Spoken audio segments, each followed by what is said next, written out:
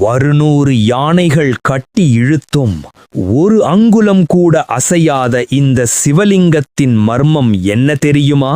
தஞ்சை அருகே இருக்கும் திருப்பனந்தாள் சிவாலயத்தில் அதிசயமான ஒரு சம்பவம் நடந்தது. ஒரு நாள் ஒரு பெண் பக்தை ஈசனுக்கு மலர் அணிய வந்தார்.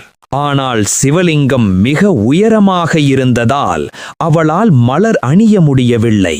அந்த பக்தியின் உண்மையான பக்தியை கண்டு ஈசன் தன் தலையை பக்தைக்காக சாய்த்தாராம்.